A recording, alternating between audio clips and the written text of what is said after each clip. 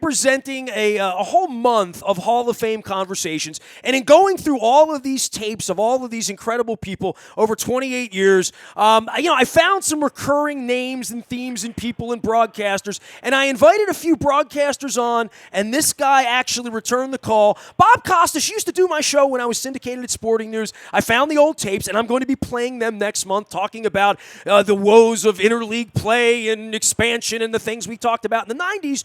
And I tried to chase down the living people, and you're one of those. Thank God for that, Bob. And I appreciate you coming by and giving us a little Hall of Fame fever. Welcome to Baltimore. It's good to have you back, man.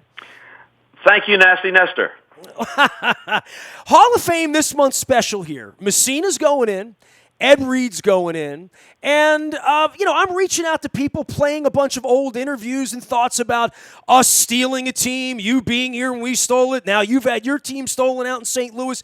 It's an amazing sort of thing to have two guys go in from a Baltimore team in Messina and Reed. And by the way, you know baseball better than I do. We don't have anyone else on that pipeline here. The next Cooperstown guy is not in line around here. So we're trying to celebrate that a little bit here this month and talk about Halls of Fames and bodies of work. And, for you, what do these things represent for you in the modern era? Because I think as we get older, what we want them to be, they haven't become, have they? Well, if we're just confining it to baseball, my feeling always was, from the time that I was really young, before I even got to college, my sense was that baseball fans more or less knew the difference between a very, very good and admirable player and someone who's a Hall of Famer. And in some cases now, and I'm not going to mention any names, because anyone who is in the Hall of Fame certainly was a very fine player. And when you're around the Hall of Fame and you see what it means to each and every one of them, the greatest to the most borderline person, what it means to each of them to be part of that fraternity, you don't want to diss that. So I'm not going to mention anybody by name. But over the course of time, it has become, in some cases, the Hall of the very good, rather than the Hall of the truly and unquestionably great. So we all can understand that without disrespecting any individual. Well, the steroid era has obviously turned this thing upside down, where I literally, Bob, I'm going through tapes here. I got videotapes, audio tapes, cassettes, mini discs from the 1990s with these interviews, and I look and I see Roger Clemens. Well, he's a Hall of Famer. I see Pete Rose, who was on the show, and I see, and there are guys that aren't Hall of Famers who you just think that guy's a Hall of Famer, even though he's not a Hall of Famer. I looked down and saw Palmeiro, and I was no fan of Palmeiro, but 3,500 used to do the trick, and it did the trick until it didn't do the trick anymore. And now we sit here years later and argue about it. When I go to Cooperstown, there is a part of it that feels like the whole thing's been a little devalued. And Bob, my last name's Aparicio, and I know you have a very close relationship with the Hall of Fame, and it's a significant part of, of where all of our passion goes for the game, to say this is at least this one place where all the great stuff is. Yeah, I have great regard for the Hall of Fame. Always did, even as a kid, and now as I've gotten closer to baseball and in some tangential way am now part of it, that deepens that connection all the more. To go back to one of the points you touched upon, there are all these interesting and ongoing Hall of Fame debates. There are guys who were guilty of offenses that would eliminate others for whom you could still make a case. The case for Clemens and Bonds goes like this, and I'm sure you've heard it before, which is if they had retired before ever taking anything more powerful than a protein shake or something you could buy at the GNC, they had already established pretty clear Hall of Fame credentials. And so on that basis, someone could say, look, I'm not approving of their use of performance-enhancing drugs, but I'm trying to put this into some kind of context. I can see people saying, I cannot be at all sure that Sammy Sosa would have been a Hall of Famer without steroids. But I am sure that Barry Bonds was a Hall of Famer before he began using steroids. And Clemens was certainly on the way to that kind of status. Now, there are those who say, I don't care. I'm an absolutist about it. I don't care if a guy has hit 600 home runs and then in his last year he dabbled in steroids. If we've got credible proof, I'm not voting for the guy. I take it case by case, and I think there are a few where you could say, and Clemens and Bonds, in my mind, might be among those few where you could say, yes, I acknowledge the transgression, I don't approve of the transgression. It's part of their career baseball story that should never be obscured or forgotten, and we shouldn't vote them in on the first ballot because doing that would indicate complete approval. We'll make them wait for a while, but eventually we'll put them in because it's just impossible to ignore their overwhelming career achievements. That was also an argument for a very long time for Pete Rose, and the argument went something like this. Okay, he deserves to be banned from baseball in any official capacity, but he should be on the Hall of Fame ballot because somebody got those 4,000-plus hits and won the batting titles and was the kind of presence in baseball that he was as a player for a quarter of a century. So let's temper justice with mercy and put his name on the ballot along with every other hero and rogue that may be on there, and let the voting take its course. Baseball never saw fit to do that. And now, because of some of the things that have come out about Pete, regrettably, both connected to baseball and peripheral to baseball, I think a lot of people have just lost their energy for taking up Pete's case. And I don't think, at least in Pete's lifetime, that he'll ever be able to stand on that stage in Cooperstown. But if he had taken a different tact when Bart Giamatti first called him to account, if he had taken a different tact, I think he might have had enough of a groundswell of support not to have been reinstated in baseball, but to have a plaque in the Hall of Fame, which should have said at the bottom, banned from baseball in 1989 through whatever, or for the rest of his life, for gambling on baseball. Just as the Hall of Fame should take note, as it does, by the way. It's a museum as well as a shrine, so they make mention of many aspects of baseball history: segregation, steroid use, labor disputes. They do a pretty good job in that respect. So whether or not Barry Bonds or Roger Clemens ever gets in, whether or not, as is likely, there are already people in who did use steroids, the Hall has a responsibility to acknowledge that some of the statistics and some of the achievements are not fully authentic. Bob Costas joining us here as part of our Hall of Fame coverage in July here and celebrating 21 years and talking about things where we have two. I mean, Messina's, brings us back to Angelos, which brings me through Free the Birds, which brings us to an empty stadium. And are you worried about baseball in general and the Orioles? I mean, we're feeding Messina here, and Messina is living proof of what really went wrong here about 2 decades ago when things really took quite a turn for the future of the city as the Ravens came in and the Orioles went wayward. We're not sure that the Orioles are going to be here 3, 4, 5 years from now. I know we stole them out of St. Louis back in '54, Bob, but there's 2 years left on Camden Yards' lease. Not a lot of business here. The Nationals now exist in a very primary way in the nation's capital, and have been a good team, a good franchise, well-funded, the whole deal. I'm not sure who's going to pay for Major League Baseball in Baltimore. I'm talking skybox, the things that matter and where the fan base is coming back, because they sort of, they sort of nuked the whole thing, and the whole rebuild's a 5-year plan. We're very concerned here about the future, not of our franchise as well, but baseball in general. I look around and it doesn't look like the same game anymore, Bob. Well, pace of play is a very significant problem. And I think it contributes, along with the cost of attending a game, it contributes to a trend of lower attendance over the last few years. It's a lot of time to commit. The schedule is too jammed, too few off days, so that leads them to try and play through rain and bad weather on many occasions. The season's starting in late March. It's a disincentive in some cases, even if you're a big baseball fan, to go out to the ballpark. Know that between the schlepping to the game and the parking and then getting out afterwards, and maybe it's a school night or maybe you got something to do the next day, and the game's going to go 3.5 hours, even if it's a 4-2 game and there's going to be more pitching changes than you can keep track of. That's a disincentive to attending a game, even if you've grown up as a lifelong baseball fan. On the other hand, millions upon millions of people will go to those games, and in the aggregate, maybe national television ratings aren't what they once were, but in the aggregate, when you take all the regional sports networks and people watching streaming or following it on the internet or looking at all the highlights on the MLB network or on ESPN, millions and millions of people are still following baseball. So to say that the sport is in trouble of becoming irrelevant is a gross overstatement. But does it have issues that it has to deal with? Yes. And while we don't have time to go into all the particulars, I think one way to sum it up is this. What analytics have told general managers and managers is the best way to go about winning is actually not the best thing for baseball as entertainment. All the pitching changes, the all-or-nothing approach, getting to where there are more strikeouts than there are base hits, playing a style of play that doesn't emphasize base running and exciting baseball plays with the ball in play, but more kind of a home run or nothing thing, where you go some 5 minutes before a ball is in play, when you count pitches taken, swings and misses, foul balls out of play.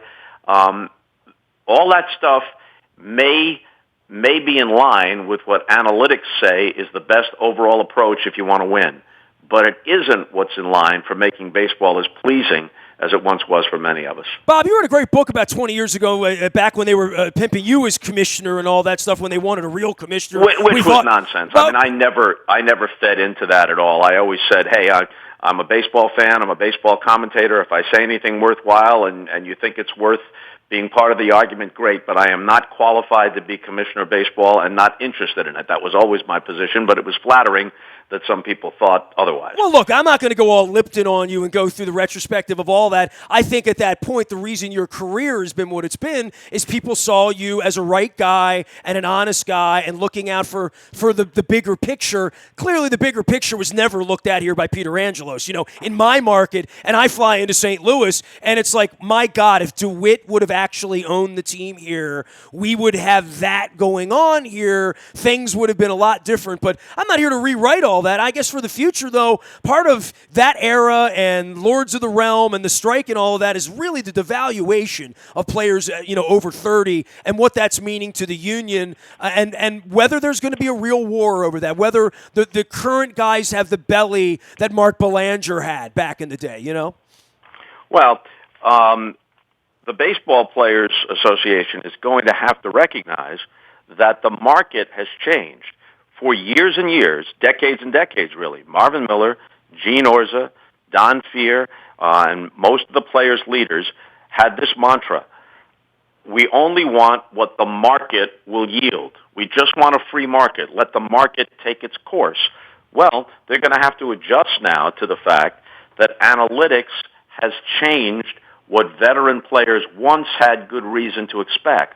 That doesn't mean that veteran players won't be very handsomely compensated by any reasonable standard. But if they once expected, what John Doe player once expected based on past salaries, that he might get a 3-year deal for $15 million a year, maybe that player now is only going to get a couple of years for $6 or $7 million. That isn't necessarily because anybody is shafting him. That's because that's the way the market is moving. So the Players Association may have to counter with certain things. We want to move arbitration up. We want to move free agency from 6 years to 5, whatever it may be, so that players become eligible for free agency earlier in their careers so that their value is more in line with what analytics is telling front offices that value is. You got to make course adjustments over time. The present system with tweaks has been in place for a long, long time, and baseball has had labor peace for a very long time, since the disastrous 94-95 situation. And prior to that, it seemed that every time the contract came up, there was going to be a lockout or a strike. So they've gone a long way with labor peace, but now, like you said, they're at a crossroads. They're going to have to put their heads together and understand that part of this is a partnership. How can they craft together the best system that is fair to the players, but that recognizes modern-day realities? Last piece for you here, because you were on the field back in '96 and sort of famously talked about stealing teams and the Irsay and the Modell thing. Now, the St. Louis part of this, and your stance on the NFL, very righteous. I followed along. I now know players that have died and have had all of the issues that when you know these human beings who are now my age that came into this thing 25 years ago, I understand all that. I don't even want to wind you up on that. I'd love to talk to you. But just being a St. Louis guy and watching a Missouri guy come bring a team, take a team, move it out. Now every time you fly into LAX, you're flying over top of that hole. Bob, we're about to lose the Preakness in Baltimore, right? I've already stated our baseball case. It is incredible what 25 years, right, through the looking glass might do. And I've had 21 years here at radio, and we've had a lot longer of that for you. But what have you learned in all of this with an owner, what makes a good owner, and how these teams come and go? And we stole the Orioles from you guys back in '54 as well. It's kind of a wild time to be alive to see all these things move a little bit. Well, I don't know that Baltimore really stole the Browns. The Browns had a colorful history, and at one time Bill Veeck was their owner, but they were a floundering team, and clearly St. Louis wasn't going to support two, and the Cardinals and their history there indicate that St. Louis is a great baseball town, but if anything, this is just an aside, what would have made more sense would be for the Browns to have moved to Kansas City, and then for Baltimore to have gotten an expansion team come like around 1961. I don't know. Maybe I'm saying that off the top of my head. And then Brooks Robinson wouldn't have started his career in Baltimore, which began in the 50s. So forget about it. I withdraw that thought. But nonetheless, rewinding, and before we get to football, I don't think that the situation in Baltimore, even now with the presence of the Nationals not that far away, there's nothing there that a good team wouldn't cure. In Camden Yards, they have a tremendous asset. It's the forerunner of all the new retro ballparks. It's tremendously appealing, located where it is. It hasn't been all that long in the big picture since the Orioles under Buck Showalter were a contender. It's a good baseball town with a very rich baseball history. And what you need is a good contending team. I remember when they sold out game after game after game, and when it was one of the best places to watch a game in all of baseball. But now you see the highlights on TV and wide expanses of empty seats. And there's one reason for that. The ball club's lousy. That's the biggest reason. The other issues, I think, are secondary. Bob, always a pleasure to visit with you. Thanks for making some time and coming on with us here in Baltimore. And we miss seeing you around here. And I've read up on your stance on the NFL and all that stuff, so I don't see it Super Bowls and stuff like that anymore. But I'm always watching and always a fan of yours. I miss your late night show, man. One more point. Since you mentioned the football part, my position is the same as it was that day in 1996. It's all a case of whose ox is being gored. It was a terrible thing, the way Bob Irsay took the Colts away and took them to Indianapolis. But it was equally terrible because the Browns were just as much a flagship franchise as the Colts had been when the Browns up and left Cleveland and arrived in Baltimore. And yet in Baltimore, that became a civic holiday, and it was terrific. It was wonderful. There was no sense of irony. There was no consistent principle. The only thing was we lost in the one case and we won in the other case. And I said the very same thing a few years later when the Rams left Los Angeles and came to St. Louis, my beloved adopted hometown. Everything about this kind of rubbed me the wrong way. The seat licenses, the sort of the deal they had to sign, which in retrospect was really like a prenup. If the Cardinals, which would never happen, or the Blues, which would never happen, were to leave St. Louis, that would be a different kind of betrayal than the Rams arriving and then leaving again. The Rams were a flirtation and an affair, not a marriage, not a lifelong romance. That was obscured for a while by the fact that surprisingly they caught fire. They went to a couple of Super Bowls. Dick Vermeil was likable. Kurt Warner was likable. They played an exciting style of play, but there was always something about it that left the door open for this very thing. And the most objectionable part of it is that Stan Kroenke, a lifelong St. Louisan, his name is Stanley Enos Kroenke, after Stan Musial and Enos Slaughter, he didn't deal honestly with the people in St. Louis. He strung them along. They put together a bid of some $400 million that was very well thought out, and there was never any chance that he was ever going to do anything except up and go back, take that team back to Los Angeles. If he had just simply said, look, this, as a businessman, is an opportunity that not only St. Louis can't match, but virtually no other city in America could possibly match. And any businessman would make the same decision, but I do it with regret and with appreciation and gratitude for the support that the people in St. Louis and my home state of Missouri have shown, and I wish you all the best.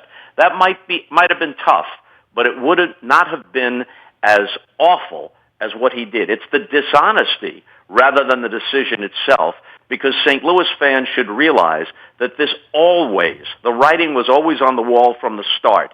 They set it up so that they could leave whenever it suited them if certain conditions weren't met. And then when those conditions kind of weren't met, the NFL looked the other way and didn't enforce its own rules and let them go. Bob Costas, I've been remiss in not saying congratulations on the Blues on behalf of your hometown. I mean, it was really fun to win. I mean, so at least the gods of sports of the Mississippi got even here for one great day. It was a hell of a parade. Yep. Bob, No thank doubt. you so much, as All right, always. Nestor. Be well and enjoy your summer. Thanks a lot. You too. There he goes, Bye. Bob Costas, the man, the myth, the legend. And I asked him if he had a charity. He said, I try to do good work everywhere I go. And so there it is. So there's the plug for Bob, and he did a good deed by returning my text and coming on, talking about our Hall of Fame month. The whole month of July, every single segment will be with a Hall of Famer. Or in my Hall of Fame, at least, but in the Hall of Fame. Doesn't mean I won't run Roger Clemens or Mike Messina, even though Mike Messina is getting into Hall of Fame this time. Nasty at WNST.net, the way to find me. Facebook, Twitter, LinkedIn, Snapchat, Instagram. Streaming live right here on our Facebook as well as our YouTube WNSTV channel. We are WNST.net, AM 1570 at WNST, Tassel, Baltimore, and we never stop talking Baltimore sports.